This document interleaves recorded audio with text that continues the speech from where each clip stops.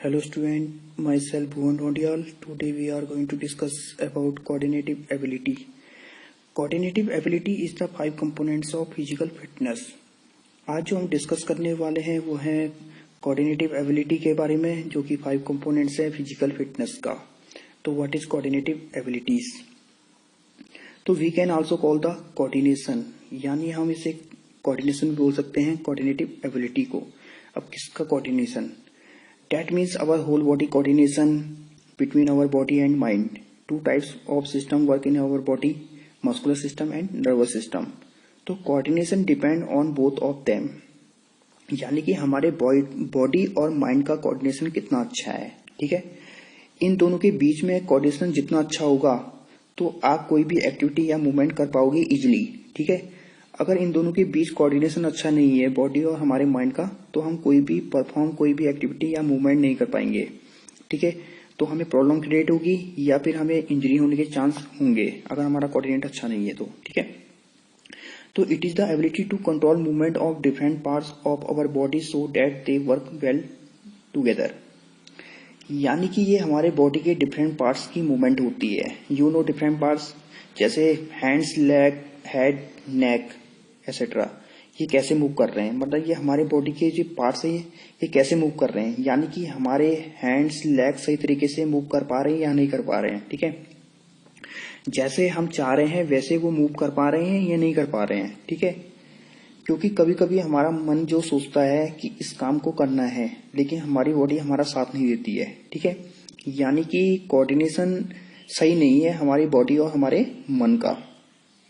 इसलिए इन दोनों के बीच कोऑर्डिनेशन बनाकर रखना चाहिए हमें. ठीक है, अगर बॉडी और हमारे माइंड का कोऑर्डिनेशन अच्छा होगा तो हमारा माइंड जो कहेगा या हमारा माइंड जो सोचेगा हमारी बॉडी उसे तुरंत कर देगी. ठीक है, that is called coordinative ability.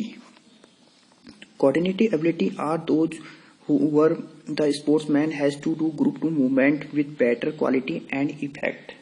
ठीक है, जो कोऑर्डिनेटिव एबिलिटी होती है जहां स्पोर्ट्समैन को बेहतर क्वालिटी और इफेक्ट के साथ मूवमेंट का ग्रुप बनाना होता है. Okay, in other word coordinative ability those which enable to individual to do various related activity accurately and efficiently. ठीक है, जो कोऑर्डिनेटिव एबिलिटी होती है ये क्षमता होती है किसी इंडिविजुअल की कि वो तरह तरह की एक्टिविटी कर सकता है. ठीक है, डिफरेंट टाइप एक्टिविटी कर सकता है सही तरीके से और एफिशिएंटली होकर. मतलब वो सही तरीके से कोई भी काम कर सकता है और प्रभावशाली ढंग से सही काम कर रहा है. That is called coordinative ability. तो mainly coordinative ability depend on the central nervous system. जो कोऑर्डिनेटिव एबिलिटी होती है ये हमारे नर्वस जो सेंट्रल नर्वस सिस्टम होता है उस पर डिपेंड करती है. ठीक है, our accuracy, rhythm, flow and consistency depend on our coordinative ability. यानी कि हमारी जो एक्यूरेसी होती है, रिदम होता है, फ्लो होता है, कंसिस्टेंसी होती है, ये डिपेंड करती है हमारे कोऑर्डिनेटिव एबिलिटी पर. यानी कि आप कितने सही तरीके से कोई भी काम कर पा रहे हो. ठीक है, और कितने रिदम से कर रहे हो आप, और एक फ्लो से करते जा रहे हो मतलब. ठीक है, और सही क्रिया में लगातार करते चले जा रहे हो. ये सब डिपेंड करता है आपका कोऑर्डिनेटिव एबिलिटी पर. Okay, now let's talk about its type. So there are 7 types of coordinative ability. First है adaptation ability. It is the ability to bring about the effective change in the movement and according to anticipate change in situation.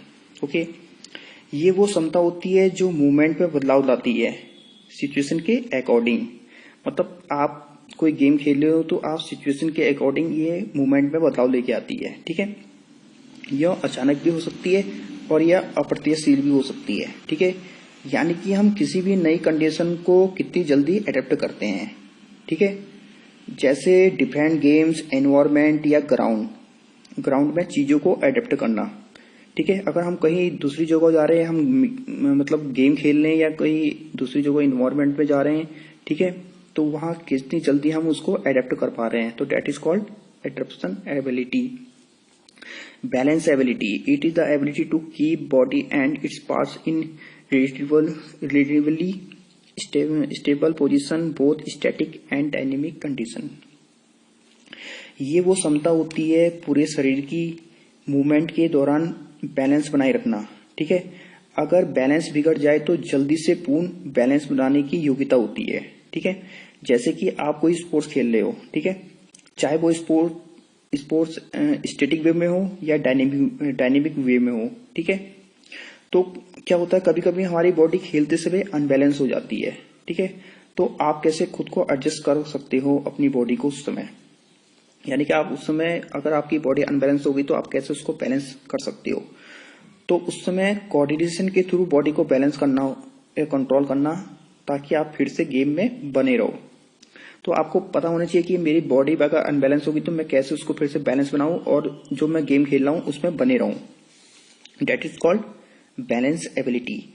जितना अच्छी हमारी body का balance होगा उतना अच्छा हम कोई भी स्पोर्ट्स एक्टिविटी या कोई भी काम कर पाएंगे।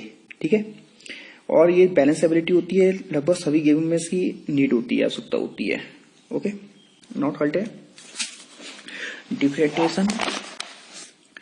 Differentiation ability. It is the ability to attain a high degree of accuracy and economy of spirit, body movement and movement phase in a motor action. ठीक है, अब डिफरेंशियल एबिलिटी क्या होती है? ये क्षमता होती है शरीर की, मतलब यह क्षमता शरीर की स्थिति निर्धारित करने में मदद करती है। ठीक है, यह सटीकता के साथ शरीर की गति में मदद करती है। यानी कि हम जितने भी गेम खेल रहे हैं तो हमारी बॉडी के पार्ट्स का मूवमेंट अलग अलग होगा हर गेम में। ठीक है, मतलब कोई भी गेम में एक जैसा मूवमेंट नहीं होता, हर प्रकार की गेम में डिफरेंट टाइप का मूवमेंट होता है बॉडी का। ठीक है, जैसे 2 या 3 मूवमेंट एक साथ करना। फॉर एग्जाम्पल जैसे हम क्रिकेट खेल रहे हैं, ठीक है, क्रिकेट में आप बॉलिंग कर रहे हो तो आपको क्या होता है, कभी कभी क्विकली फील्डिंग भी करनी पड़ जाती है, तो आपके 2 या 3 मूवमेंट उस टाइम एक साथ होते हैं, तो that is called differential ability. ठीक है, मतलब डिफरेंट मूवमेंट एक साथ मिलकर काम करना बहुत सारे। ठीक है, तो डिफरेंट मूवमेंट मतलब एक साथ मिलकर काम करना। ठीक है, जैसे मूवमेंट फेज, ये जो होती है, यह मूवमेंट फेज की सटीकता और इकोनॉमी की उच्च डिग्री हासिल करने की क्षमता होती है।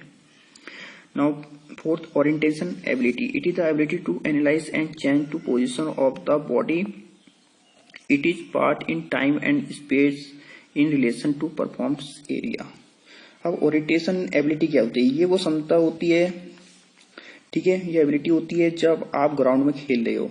ठीक है, जब आप ग्राउंड में खेल रहे हो तो उस टाइम क्या सिचुएशन है या फिर क्या सिचुएशन आने वाली है। ठीक है, तो आप कैसे फेस करोगे उस सिचुएशन का। ठीक है, फॉर एग्जाम्पल अगर हम फुटबॉल खेल रहे हैं तो अगर आप फुटबॉल खेल रहे हो तो आपको क्या करना है, आपका ध्यान फुटबॉल में भी रहना है। ठीक है, और फुटबॉल के साथ साथ आपका ध्यान अपोजिट जो प्लेयर है उस पर भी रहना है और अपने प्लेयर पे भी रहना है और ग्राउंड पे भी रखना है, डिटरमाइन करना है। ठीक है, तो सब ऑब्जर्व करके चलना है आपको। या फिर आप सपोज मान लो कि आप बॉक्सिंग कर रहे हो। ठीक है, तो बॉक्सिंग करते समय क्या होता है कि हमारे मतलब बॉक्सिंग भी कर रहे हो तो हमें क्या करना है, हमारे मतलब बॉक्सिंग कर रहे हैं, हम बास्केटबॉल खेल रहे हैं, वॉलीबॉल खेल रहे हैं, तो हमें मतलब अपने अपने साथ साथ दूसरे को भी उसके अगल बगल देख के चलना है। मतलब वो सब हो गया ओरिएंटेशन एबिलिटी के अंदर आता है। ठीक है, यह किसी व्यक्ति के जगह और समय की स्थिति के अनुसार खुद को एडजस्ट करने की क्षमता होती है। ओके, जैसे basketball, volleyball, boxing etcetera game में भी देखने को मिलता है। नाउ नेक्स्ट है रिदम एबिलिटी। तो rhythm, it is the ability to understand the rhythm of movements and to do the movement with the require. Okay, rhythm क्या हुआ, मतलब किसी मूवमेंट को देखते, ठीक है, किसी मूवमेंट को देखने या अनुभव करने और आवश्यक रिदम के साथ मूवमेंट करने की क्षमता होती है। ये वो एबिलिटी होती है जो रिदम में चलती है। ठीक है, यानी कि आपकी बॉडी में कितना रिदम है। ठीक है, जिसका ज्यादा रिदम होगा तो उतनी ज्यादा जिसकी बॉडी में रिदम एबिलिटी ज्यादा होगी तो वो मतलब जिम्नास्टिक है, फिगर स्टैटिक या डांस अच्छी तरह से कर सकता है। ठीक है, तो इसमें क्या होता है, इसमें पूरी बॉडी का कोऑर्डिनेशन चाहिए होता है। Okay, that is called rhythm ability.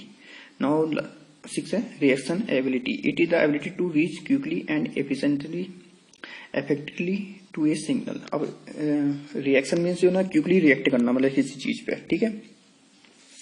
अब क्विकली रिएक्ट करना कैसा क्या हुए, यानी कि किसी सिग्नल या मतलब यानी कि किसी सिग्नल पर तुरंत और प्रभावी तरीके से रिएक्ट करना, ये व्यक्ति की सत्ता मतलब कोऑर्डिनेशन होती है, क्षमता होती है, ठीक है। यानी भी कोई भी काम आए तो उसको जल्दी से रिएक्ट करना उस सिग्नल पे। और ये भी 2 टाइप्स की होती है, ठीक है। एक होता है सिंपल एबिलिटी और होता है कॉम्प्लेक्स एबिलिटी। तो सिंपल मीन्स क्या हुआ, सिंपल मतलब ये होता है कि आपको पहले से पता होता है कि ये कंडीशन आने वाली है, ठीक है। यह भी आपको पहले से पता होता है कि मतलब इस सिचुएशन की ये होने वाला है, ठीक है। तो ये हो गया सिंपल एबिलिटी। जैसे फॉर एग्जांपल स्प्रिंट दौड़, मतलब अगर रनर को पहले से पता होता है कि उसे क्या करना है, पहले से क्या होता है कि मतलब उसे क्या करना है, कहाँ जाना है, एकदम पता होता है ना उसको। और ये हमारी नॉर्मल लाइफ में भी काम आता है। और फॉर एग्जांपल अगर हम बाजार में गए तो रेड सिग्नल रेड हो गया, तो रेड अगर रेड ग्रीन येलो होती है तो क्या होता है, रेड सिग्नल का मतलब स्टॉप, तो हमें पता है कि वो हमें रुकना है, ग्रीन में हमें जाना है, तो वही हो गया, ठीक है। और दूसरा होता है कॉम्प्लेक्स एबिलिटी। अब कॉम्प्लेक्स मीन्स क्या हुआ, जिसमें हमें पता नहीं होता कि क्या होने वाला है, ठीक है। उसमें हमें पता नहीं होता, एकदम हो जाता है, अचानक होता है। फॉर एग्जांपल जैसे हम बैट्समैन द्वारा गेंद का सामना करना, ठीक है। अब बैट्समैन खेल रहा है और बॉलर बॉलिंग कर रहा है, तो उसको पता नहीं कि बॉल स्लो आएगा, फास्ट आएगा, बाउंसर आएगा, ठीक है। तो ये तो उस टाइम जैसे रहेगा उसके अकॉर्डिंग करना पड़ता है, तो that is called reaction ability, ठीक है। नाउ लास्ट है कंपलिंग एबिलिटी। अब कंपलिंग एबिलिटी क्या होती है, it is the ability to combine the movement of different body parts for performing perfect sports movement, ठीक है। कंपलिंग मतलब क्या हुआ, ये एबिलिटी एक दूसरे से जुड़ी होती है। कंपलिंग मतलब एक दूसरे के साथ कंबाइन करके चलती है, ठीक है। मतलब जैसे कि आप रनिंग कर रहे हो, तो रनिंग के साथ साथ क्या होगा, रनिंग के साथ साथ आपके लेग के साथ साथ आपके हैंड भी मूवमेंट होते हैं, ठीक है। और अगर आप चल रहे हो तो चलते समय भी आपके लेग और हैंड्स का मूवमेंट होगा, ठीक है। तो आप कितनी अच्छी तरह से कंबाइंड होकर चल सकते हो या दौड़ सकते हो, that is called coupling ability, ठीक है। यह शरीर के विभिन्न अंगों की गतियों की मतलब यह शरीर के विभिन्न अंगों की गतियों को कोऑर्डिनेशन करने की योग्यता है, ठीक है। और यह लगभग सभी खेलों में इम्पोर्टेंट होती है। पर ये जैसे कि कंपलिंग हो गया, जैसे जिम्नास्टिक और बॉक्सिंग और रेसलिंग में ज्यादा इसका इम्पोर्टेंट होता है, ठीक है। जैसे हम लोग अगर फॉर एग्जांपल हम बॉक्सिंग कर रहे हैं, तो बॉक्सिंग में क्या होता है, हमारा बॉक्सिंग में करते तो हमारे दोनों हाथ क्या होते हैं, चलते रहते हैं, ठीक है। उसके द्वारा हमारा सिर भी, हाथ के साथ साथ हमारे लेग भी चल रहे हैं, आगे पीछे हो रहे हैं, हमारा सिर भी स्थिर वो हो रहा है, मूवमेंट कर रहा है, हमारे दोनों हाथ भी मूवमेंट करते जा रहे हैं, ठीक है। ये हो गया कंपलिंग एबिलिटी, ओके। तो you need good hand eyes leg coordination to play the game, okay. तो so we can say that coordinative ability is very important role in sports and game. So I hope you guys understand this topic. Thank you.